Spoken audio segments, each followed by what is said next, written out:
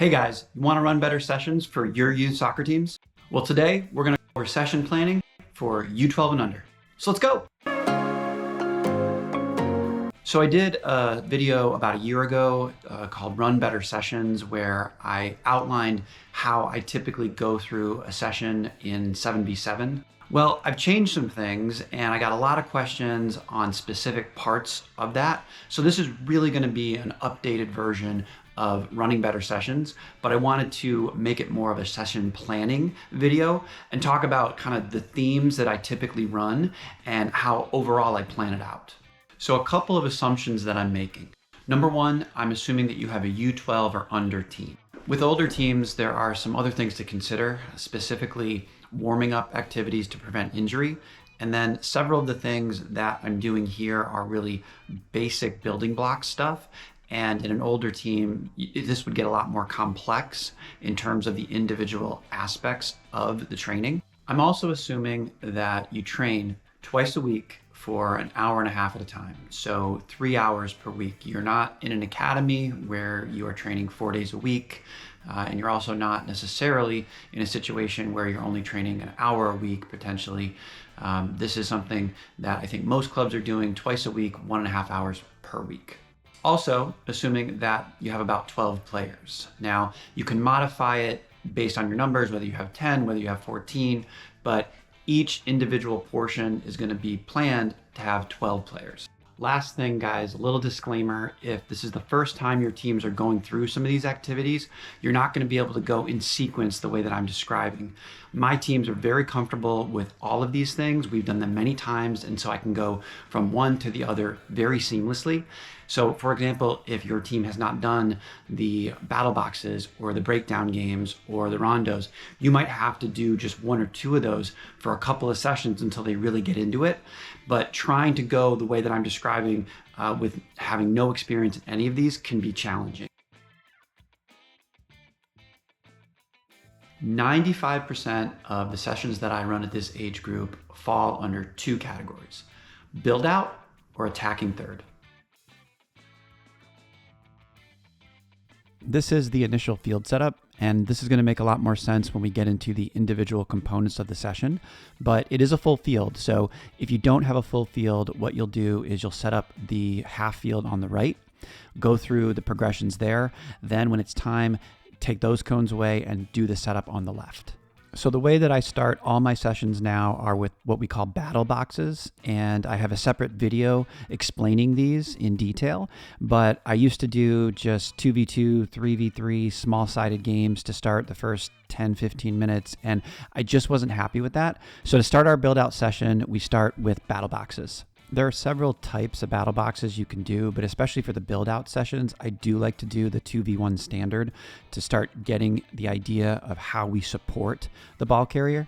Getting back to the field setup here, the battle boxes are set up on the right, and you're going to want the direction of action going from red to blue. Here's a 1v1 pass and receive battle box where the players with the ball on the blue cone pass a ball over to the players who receive it with the red cone and then try to dribble across the 2 cones opposite from them. The next step in the build out session is to go from battle boxes to rondos. Now, this is easily done. All we're going to do is remove the red and blue cones. The setup you can see I have here is for 2 4v1 rondos with the 2 extra players serving balls in from the middle area. How you set up your rondo is really going to be dependent on the players that you have and the skill level that they're at. So you could do 2 4v2 rondos. You could just do a 4v1 rondo the way I have it shown with the extra players playing it in, and maybe have them do what we call passive pressure, which means you don't try to tackle them, you just try to put a little bit of pressure on them. If you had 10 players, you could do 2 4v1 rondos with coaches serving the balls in. You really just have to adapt it to the group that you have. No matter how you do it, you want it to be fast, furious, and intense. So that player in the middle, I don't keep them there maybe more than 30 seconds at a time, and then we switch that person, because you want a lot of activity, a lot of pressure on the ball. From here, I like to take it to a positional rondo or a team organizational activity. And that's easily done by just expanding out the 2 rondos and essentially putting them together. So what you'll do is take the 4 cones here and just expand it to make a wider grid. So this is what this essentially could look like, where you get them into a shape. Here we have a 2-3-1 with a goalkeeper, 2 center backs, a center midfielder, 2 wings or fullbacks, and a striker.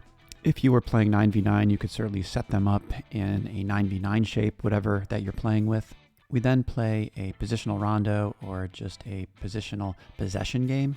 And we start by just moving the ball around, kind of getting some patterns, and then we start sending defenders. And you can see here I've sent 2 defenders, but it depends on the level of your group. Maybe you send 2, maybe you send 3, really just depends. I would say start with a smaller number, and then you can always just add more as you go.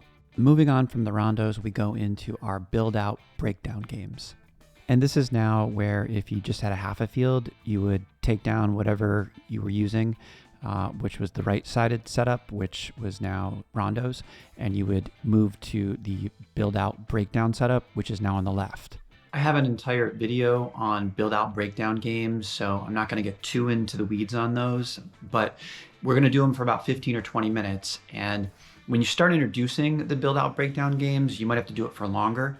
And I tend to do 1 or 2 of them. So I might do 2v1, I might do 3v2, and then I'll move on, because there's a lot of the build-out breakdown games. And if you do all of them in sequential order, it usually takes a little bit longer than 15 to 20 minutes. And we're really focused on a build-out session here, not individual aspects. So we then move on to pattern choreography. Now, pattern choreography is a bit controversial in certain coaching circles. I personally find it invaluable, especially at the young ages. Now, pattern choreography, I have a whole video on this, both at the 7v7 and the 9v9 level.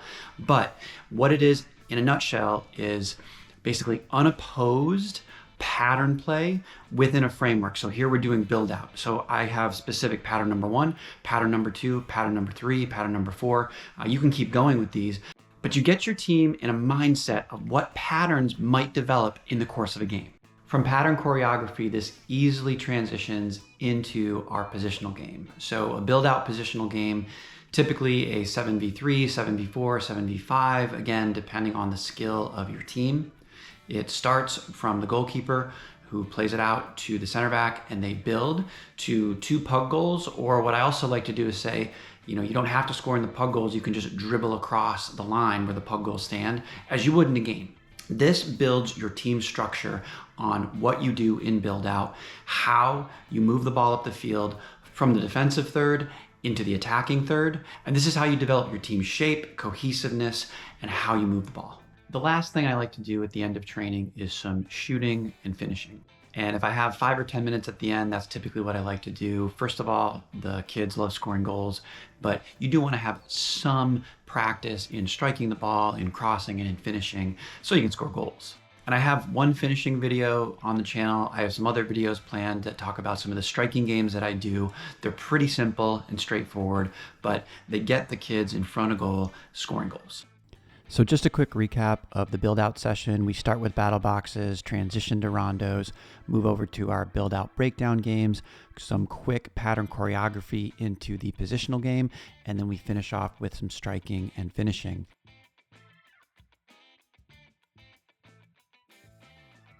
So the beauty of the attacking third session construction as the field setup is exactly the same as our build out, where you have the right with the battle boxes and the rondos, the left with pattern choreography and positional games, and then you finish with a striking or crossing component to goal. You will notice that attacking third session structure is actually very similar to the build out, where we start with battle boxes and transition to rondos. Now, the one thing I will say is if I wanted to work on something specifically in the attack, for example, 2v1, I would really focus on a 2v1 battle box. Now, the rondos we keep pretty much the same as the build out session structure, with 4v1, 4v2, transitioning into a 7v3 team organizational structure. As the kids get older, you certainly can add a lot more complicated factors into the rondo, but for me, repetition and mastery are the most important things here. In terms of the attacking third breakdown games, I do have a separate video on those, but it's very similar to the build out breakdown games, where you're breaking down individual components this time of the attack and working on the individual relationships between those attacking players. And it's very similar. We have 2v1, we have 3v2, we have 4v3, and you can expand this out to make it applicable for 9v9 as well. We then move on to pattern choreography, which again is now just our attacking patterns. So this is unopposed pattern play in our attack. So what are the patterns we're going to use to open up space and create opportunities to score goals? Again, I have a whole video on attacking patterns, guys, so feel free to check that out. Really, I'm just trying to give you an idea of how I construct a session.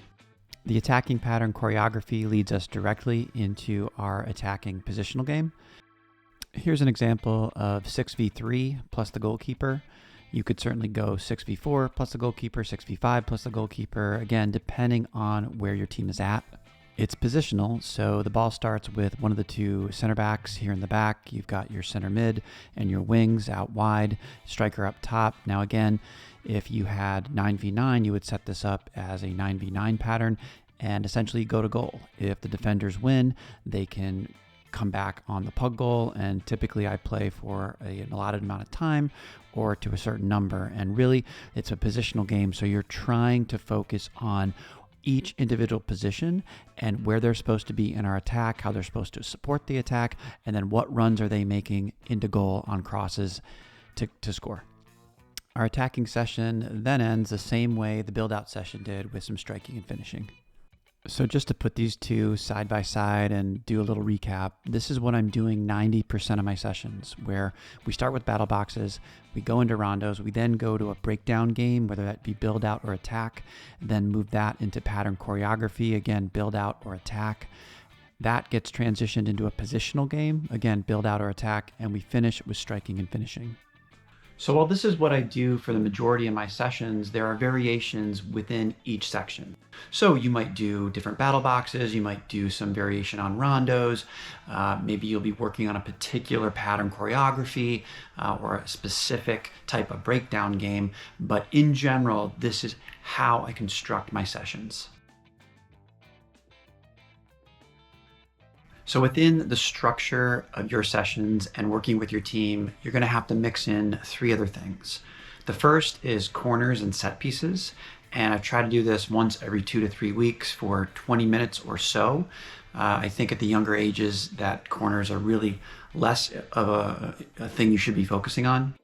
Throw-ins are another thing that you're going to sprinkle in every couple weeks for 20-30 minutes. And I have a video on throw-ins, have some more planned on throw-ins that talk about pattern choreography in throw-ins. So I also do that.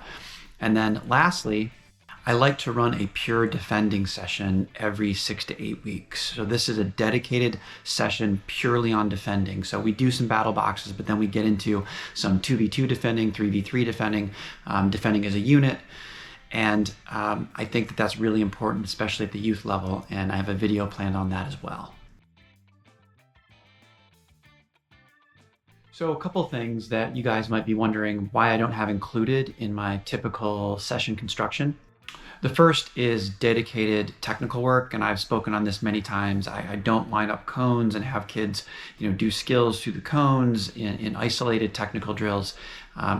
There's only so much time I have during the week, and I feel that it's most important to focus on formational shape stuff, the battle boxes, the rondos, the stuff that I just talked about. If someone wants to do technical work, that's something they do individually at home. And I do send home homework. We actually use an app called Techni. There's some resources that you can give your player, but to dedicate team training to that, I think is a waste of time. The other thing that you might have noticed is I don't really scrimmage at all. I find that many coaches spend the last half hour sometimes of their sessions just scrimmaging. And again, I think that's a complete waste of time. What you're trying to do is build your team's shape. You're trying to work on certain aspects of what you're trying to do with the ball, things you're trying to do without the ball. And, to me, just playing 30 minutes of a scrimmage where you're not going to be able to repeat those patterns. You're not going to be able to repeat the situations over and over again that you're trying to enforce. That's why I don't recommend doing that. So guys, if you have any questions, please go ahead and comment in the comment section or reach out to me directly through the email. Happy to help you guys out. I hope you really enjoyed this video.